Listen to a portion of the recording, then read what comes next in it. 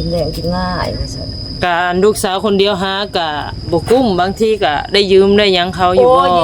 ยืมลูกยืมมันอืมเฮือนใหญ่หมางลูกวงนึงนี่แหละตอนบาสิโกเฮือนก็ขายโอ้ขายบ่แม่นขายหยังหรอกยืมเขาแล้วมันหมดกำหนดคือว่าแหละเนาะมันคนเดียว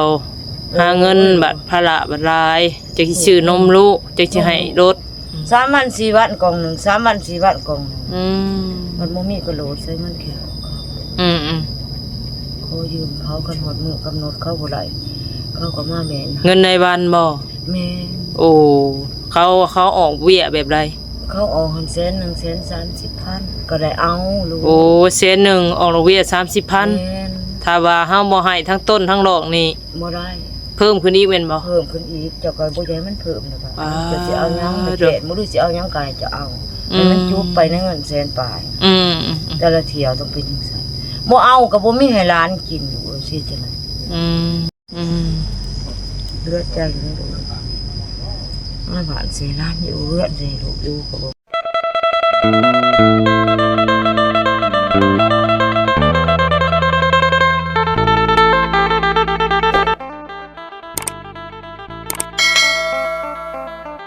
กับทักทายสบายดีเด้อพ่อพี่น้อง FC เบิร์ดสุขคนก็ยินดีต้อนรับเข้าสู่สองสนวนบ้านปลาคือเก่าคือเดิมเด้อพ่อพี่น้องเอ้ยเนาะผู้พ่อสนวนวันนี้พ่อพี่น้องเอ้ยถ้าสนวนกับพี่ละมาหาอีกกับครอบครัวนึงเนาะพ่อพี่น้องเนาะก็มีผู้ทางเพิ่นฮู้จักและแนะนำพ่อพี่น้องเอ้ยมีทางแม่เฒ่าเนาะอยู่กับหลาน2 คนเดี๋ยวว่าจังไรเนาะกับบ่ฮู้พี่น้องถ้าสนวนก็คือว่าเขาได้เนาะมาครั้งแรกก็ยังบ่ฮู้กกปลายสาเหตุพี่น้องที่ไปที่มาเพิ่นเป็นจังไรมาจังไรเนาะคือมาอยู่อาศัยอยู่ดินดอนตอนนี้พี่น้องเพิ่นก็คือทุกข์ยากครับพี่น้องทุกข์ยากขาดบ่อนอยู่บ่อนเช่าเนาะบ่อนอยู่อาศัยบ่มีพี่น้องดินดอนตอนเนี้ยบ่มีนั่นแหละแล้วก็มาขออยู่ดินดอน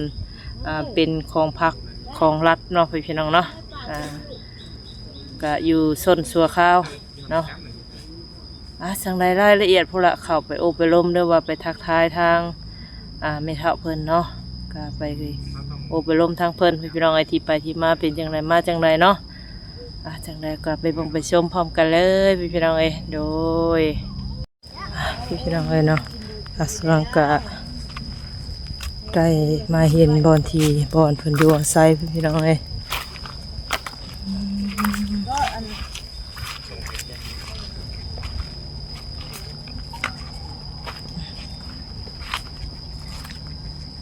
คือเน่งเพียคักแท้นะคือมีเสือกมีหยังเพิ่นเฮ็ดหัวว่าสิเอาเครื่องปลูกหั่นแหละมาพักสินของสินไข่เพิ่นเลยเก็บกินอยู่เว้ย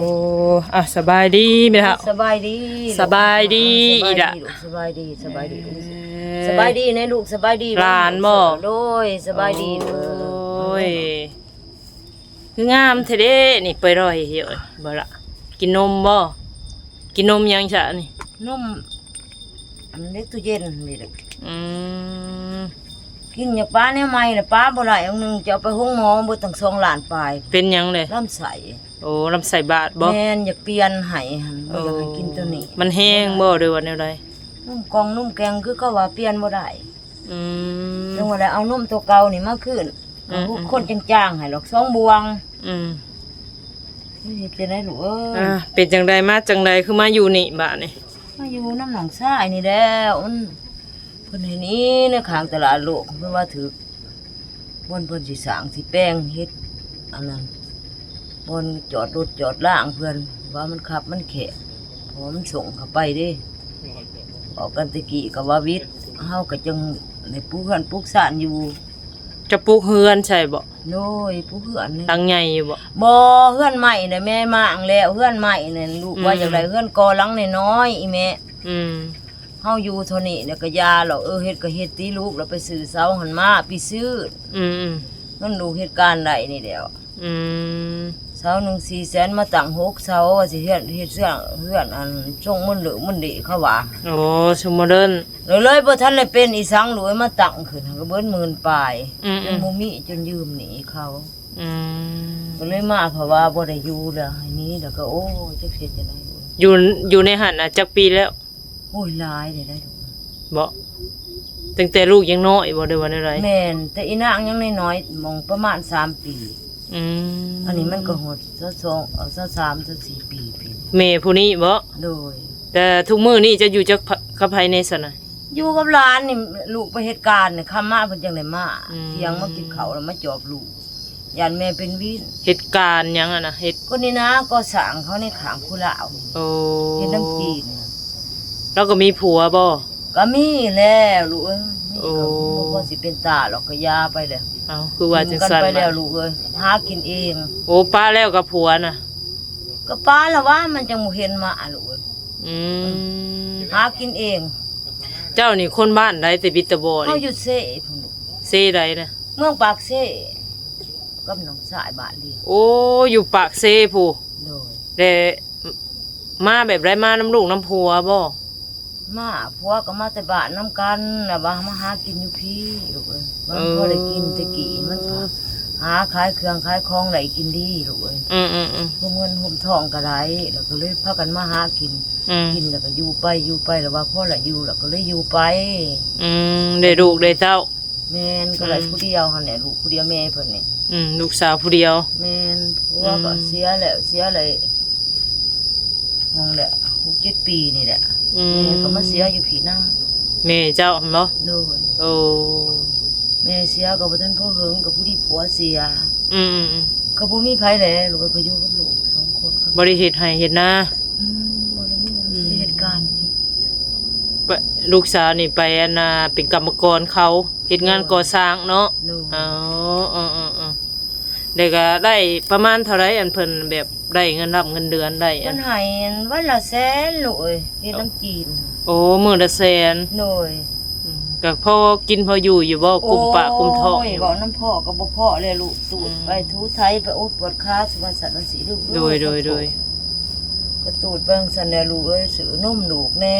อืม เอาไว้บัดให้เจ็บแม่ไข้แน่ลูกเจ็บลูกเป็นก็ของกินของอยากแต่ละเที่ยว อืม ไปจงไว้ค่านมลูกนั่งดีๆติหลา อืม น้องมือถูหญ้า ผู้เดียวหาเนาะ โดย ลูกสาวผู้เดียวหา โอ้ยผู้เดียวเนี่ยเจ็บไข้ ก็ยังดีเราก็ยังได้ลูกคนเดียวเนาะ ผู้เดียว โอ้ถือว่าได้ลูกนี่ผู้เดียวบ่ได้หลายคนเนาะเจ้าก็ได้ เอ้ย ได้ผู้เดียว ก็ยังน้อยยังหนุ่มอยู่สาวเท่าไรก็จะบอกอีกนี่ 24 ปี 24 ปี ปีนี่ อืม ได้ผู้เดียวแล้วคนนอนหันพอได้กินน้ำเพิ่นถุง แต่มาอยู่มานอนน่ะว่าสะนี่ บ่หันก็มานอนที่เที่ยวมาที่ลูกบัดนี้เพิ่นมาจันมาเจาะแล้วก็เครื่องของหันมาแปะไม้ปรุงอีหยังจังกะสีขาดอีหยังก็บ่ได้ดีหรอกก็ยังกองนั่นแหละลูก อืม ในหัวก็ยังทันได้มางยันงัวควายเขากินเครื่องที่เอามาผีสิปลูก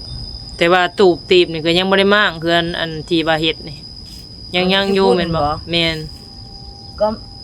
สิซ้ำนี่ล่ะยังทันได้มางเราก็มางก็เท่าขี้โซ่เนี่ยสิไปเอาให้ โอ้น้องชายเจ้านี้ แม่น อืม ก็ไล่เพิ่นเนี่ยนี่ไป อืมมันอยู่ใกล้กันนะบัดนี้เนาะ จังว่าหั่นแหล้วมาอยู่ไกลมันบ่มีบอนไปเด้ลูก อืม เขามีเงินเขาก็แตกไปเบิดแล้ว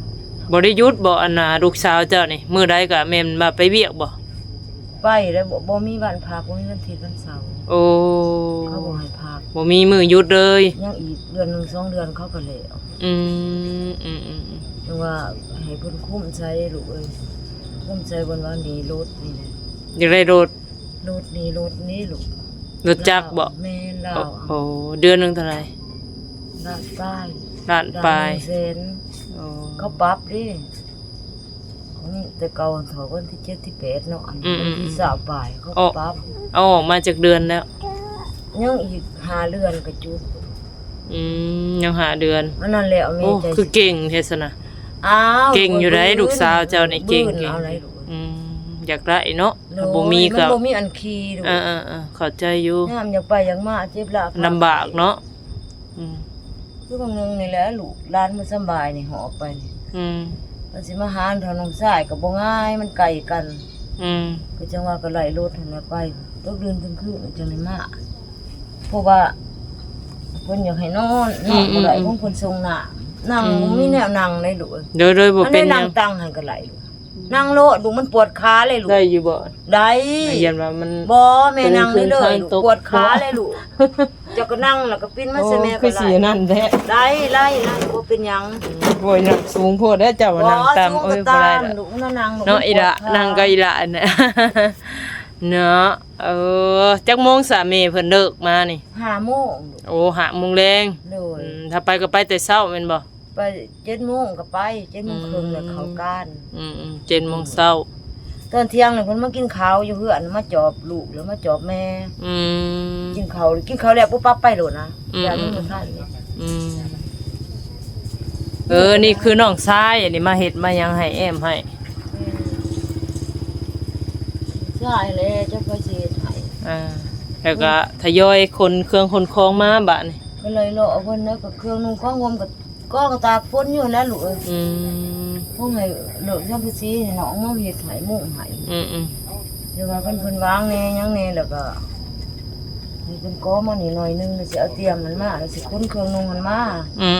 คันเอาขึ้นนี่มันก็เต็มหมดแล้วเครื่องนุ่งก็ อืม ลูกเอ้ยบ่แม่นบ่เว้าผู้นั้นก็ให้ผู้นี้ก็ให้บ่ได้ซื้อบ่ลูก อืม บ่ได้นุ่งเข้าวัดเข้าว่าไปหันมานี่ อืม แล้วมันหยาดมันกี่บ่อยู่บ่นอนนะลูก อืม แล้วก็เลยอยากเอาไว้เครื่องนึงต่างหากมีเงินไฟเองบ่ได้กินแล้วกินง่ายว่าซั่น การลูกสาวคนเดียวหากะบ่กุ้มบางทีก็ได้ยืมได้หยังเขาอยู่ โอ้ บ่ ยืมลูกยืมมันยืม อืม เฮือนใหญ่หมางลูกวังนึงนี่แหละตอนบาสิโกเฮือน อืม ก็ขาย โอ้ ขายบ่แม่นขายหยังหรอกยืมเขาแล้วมันหมดกำหนดอะบ่มีให้เขาแล้วเขาก็ว่าเอาเครื่องเฮือน อืม เก็บให้เขาลูกเอ้ยมันแก่เซา อืม ซีเมนต์ซื้อมาอันดินบ่ว่าสิกอก็เอาให้เขา อืม ก็เบิดไปนำบางไปนำมื้อเดียวเดี๋ยวนี้ยังแต่ค่ารถท่าเดียว อืม จังว่ามีแห้งแน่ลูกมันมีรถนี่แม่ก็สิว่าหลายเติบแล้วลูกนอนก็จะบ่อยากรับ โอ้ยมันก็คือว่าแหละเนาะมันคนเดียวหาเงินบัตรภาระบัตรรายจะสิซื้อนมลูกจะสิให้รถ 3 วัน 4 วันกล่องหนึง3 วัน 4 วันกล่องหนึง อืม มันบ่มีก็โหลดใส่เงินแขว อืม เขายืมเขากันหมดมื้อกำหนดเขาบ่ได้เขาก็มาแม่น เงินในบ้านบ่ แม่ โอ้เขาออกเบี้ยแบบไร เขาออก100,000 130,000ก็ได้เอาลูก โอ้เสียหนึ่งออกดอกเบี้ย30,000 แม่น ถ้าว่าเฮาบ่ให้ทั้งต้นทั้งดอกนี่ บ่ได้ เพิ่มขึ้นอีกแม่นบ่ เพิ่มขึ้นอีกเจ้าก็บ่ใหญ่มันเพิ่มแล้วก็ อ่า จะสิเอาหยังมาแจกบ่รู้สิเอาหยังก็ให้จะเอา อืม ให้มันจุบไปในเงินแสนปลาย อืม แต่ละเที่ยวต้องเป็นจังซั่นบ่เอาก็บ่มีให้หลานกินอยู่สิจังได๋ อืม ถือมาเจ็บมาไข้ดิ จำเป็นเนาะ เจ็บไข้มาแล้วมาแต่ลองใส่แฮง อืม แต่ใส่ลองใส่ก็ยังโหลดใส่ได้อยู่ อืมมันยากเด้คือว่าแหละเฮาจำเป็นก็ต้องเอา ลำบากหลายลูก อืม พอแล้วยังอยู่ยังว่าไข้หันใจออก อืม อันนี้ยังก็เป็นเฮาใส่แต่ลูกกันแน่ลูกคำถูกกันลูกหลงแห้งแล้ว อืมก็คิดหลายอยู่ได้เนาะ บ่เว้าเรื่องคิดลูกเอ้ยนอนจนบ่หลับลูก อืม จนว่าอย่าคิดร้ายอีแม่เอ้ยจะสิเป็นทุกที อืม ก็แม่บ่อยากคิดลูกเอ้ยมันน่ะคิด อดบ่ได้เนาะอืม เลือดใจแม่เลือดใจ อืม มาเป็นตอนเขาลูก อืม เลือดใจอยู่ลูกมาหวานเสร้านอยู่เลือดใจลูกอยู่ก็บ่มีโตก็จะจะได้นำมือจะนักหนาขอโทษ เจ็บ ลูกเลย เข่าเจ็บขาบ่เจ้าหรือว่าไง โยเว้าลูกปวด อืม ขอโทษนำเด้อลูกเด้อ เอาบ่เป็นหยังเป็น ปว ห ด ยัง ทั้งอยู่กับบีบ อื คัด ม ลูกก็ได้คุมว่าเขาลูก อืม บ่เอาบ่ไหลเลยลูกบ่มีผู้หาให้กิน ก็แม่นั่นแหละเนาะเจ็บแข้งเจ็บขาก็เอาหลานก็ได้ เอา อืม บ่เอา มันบ่มีผู้ซอยเนาะ อืม ก็ยังดีว่าลูกสาวก็ได้ไปเฮ็ดเวียกนำนานาหัวหน้าจีนบ่ แม่ เฒ่าแก่จีน เฒ่าแก่จีนเพิ่น อื มี ม เหียนบ่ขาวโคลาว อืม เต็มที่เลย คือว่าน่ะอยู่กันหลายปีอยู่กับลูกกับผัวก็คือว่าเนี่ยเนาะสิได้ดินได้ดอนได้เฮือนได้หยังก็บ่ได้บ่ได้แต่กินเลี้ยงท้อง มันมีอันใดหลายจักอย่างเลย อืม อนบ่รู้ว่า อยากนอนไปจักอีละบ่ลูกอยากนอนบ่โอ้ผู้จบผู้งามอะดีสิบ่หน้าตาแม่เพิ่นก็ บ่แล้วอันนี้คือพอเลย โอ้คือพอเอาจุตุ แม่หนาบักใหญ่ได้แม่ ม คนติดตุ้ยหรอกตะกี้ก็บ่ได้ตุ้ยหรอกนะอะไรลูกเลยโดนตุ้ย หัวลูกเนาะ แม่ อืม ไอ้แม่อยากนอนมันทันได้นอนนี่เด้อ บ่มีอู่ให้หลานบ่ บ่เพิ่นบ่นอนเพิ่นนอนธรรมศาสตร์ โอ้นอนธรรมชาติเอากินนมอีกละ นางเอ้ยเอาผ้ามาให้น้องแน่นางสินอนเดี๋ยวเอาผ้ามาให้แน่สิวินี่ยุ่งหลายนี่ ข้าวน้ำซ้ำปลานี่ซื้อแบบกระสอบบ่หรือว่าซื้อเป็นโลเป็นหยัง ได้เท่าละโล2โลลูก อืม เท่าละโล2โลมากิน แต่ละโล2โล แม่นเพิ่นก็ได้เป็นนัวไม่แจ่วไว้จับลวกภาพกินไปก็แล้วไป อืม ผมกินเฮาก็บ่ได้สู้กินอันดีหรอกหมูมีมันหลายแนวสื่อ อืม จุดนักก็แม่นเงินอันนมลูกนี่แหละ อืมนมหลาน ก็ไว้แห่เจ็บแห่ไข่ อืม จุดนัก2อย่างนี่ จะเจ็บยันเป็นเนาะ แม่น อืม อาที่สิได้อยู่สนุกสุขสบายแล้วนะลูกเอ้ยดินหนาหยาเนาะเป็นจั อื งซี่ ม อันนี้ที่แม่หมวยลูกนั่นคือ เงินสารล้านเป็นก็เฮาบ่มีเป็นของตัวเองเนาะสิเดินต้นหญ้าบ่มีมันก็ยากคือว่าแหละมันบ่แม่นดินเฮาเพิ่นอยากเฮ็ดนี่เฮ็ดหั่นเฮาต้องอุปยกโยกย้ายให้เพิ่น มันอยู่กะคือเขาเฮือนในบ้านอยู่ได้ลูกเฮาบ่ได้หยัง อืม เฮาบ่ได้หยังเขาไหลเขาว่าเฮาอยู่หลายปีแล้วเขาบ่ให้ อืม บอกมาอยู่รุ่นๆเฮาก็ให้ได้พูด200 ล้าน200ปลายล้าน โอ้สมมุติว่ามาอยู่พี่หั่นบ่ตะกี้หั่นบ่ แม่ โอ้อันนี้บ่ได้มีหยัง บ่ อืม เขาอยู่เฮิงแล้วเขาว่ากุมค่าแล้วเขาว่า อืม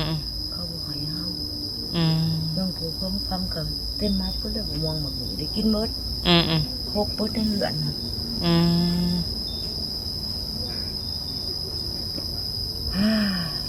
คิดว่าจังไรเนาะอีละโอ้ยร้านก็กินนมค่ะจักปีแล้วก็แม่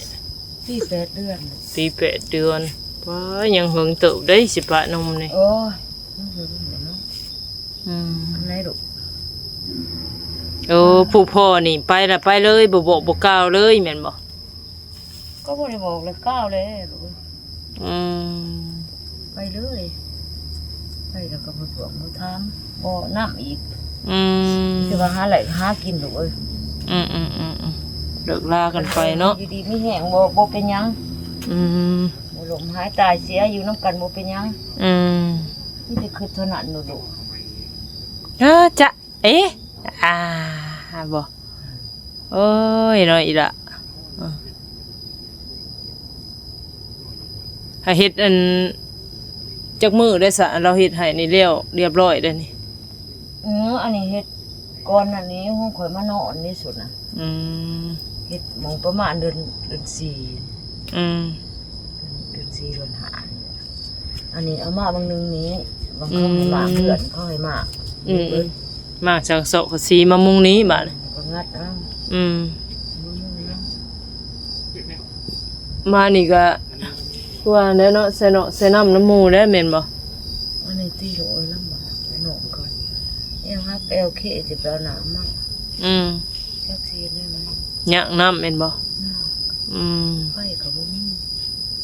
ไผพื้นก็บ่มีอายุพุ่นได้ซะบ่ได้มีหยังบ่ ไก่น้ำเขาลูก โอ้ ว่าไก่น้ำเขาต่อไฟน้ำเขาเสียบน้ำเขาเสียให้เขา อืม แต่ละเดือนหนึ่งหา60เขาก็ไต่น้ำเขา อืม ต้มน้ำต้มในแล้วก็พัดลมพัดหลอกมาพี่บ่มีเลย อืม ไปสรุป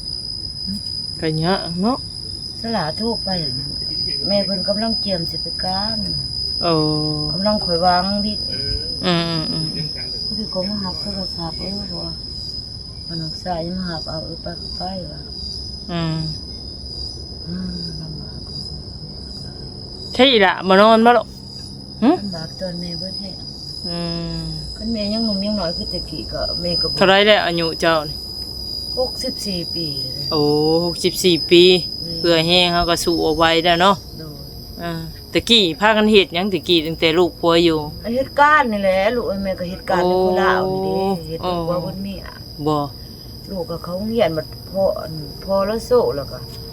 ลูกก็ใหญ่สอนสาวเลยลูกก็ใหญ่สอนสาวหมอง16 17ปีมันก็บักใหญ่ อืม เขาอยู่ในโคราชเป็นแม่บ้าน อืม ผู้ที่พ่อก็ออกเลย อืม แล้วโซแม่ก็ออกก็มีแต่เพิ่นผู้เดียวบัดนี้หา อื กิน ม อย่าเฮ็ดลูกอย่าเฮ็ด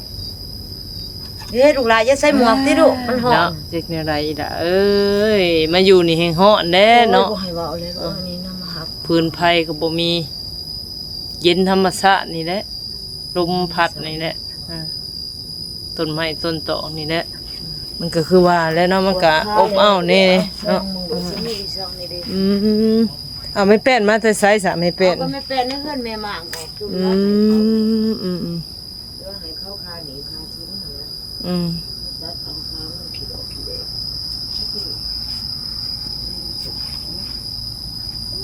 โดยนั่งเอ้ยนั่ง เอาอย่างนี้บัดนี้ล่ะเอานมมาให้ละก็เด้อเอาร้านเท่าไรสะนี่บอกไอ้ละนมมา ดูหญ้าเบิ่งลูก อ่ะ ดูหญ้า น ก่อน ม ลูก เด้อ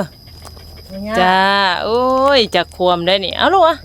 อ่ะ เอาขนมที่ลูก เ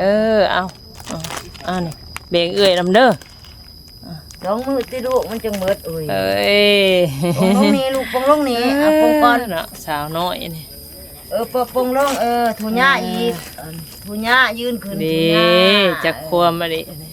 น้องอุสังอันนี้ นางเปรม น้องเปรมโอ้ย นางเปรม เนาะ สุรา โอ้ นางเปรมจันทร์สุราเลย สื่องามดีอันนี้ ชื่อดินนางแป้วแวว อืมอืมอืม นี่ก็เลยแต่เพื่อนในที่เอาไปอยู่บนมือเบิดเวียน เอาจังใดก็สู้ต่อแม่เอ้ยเป็นกำลังใจให้ สี่ลูกเอ้ย อ่า สมนังเหยียดขา บ่เป็นหยังบ่เป็นหยังเป็นนี่แหละแม่เฮาก็เป็นแบบนี้แหละพวกเขาพวกขา แค่สำไรเลยมึง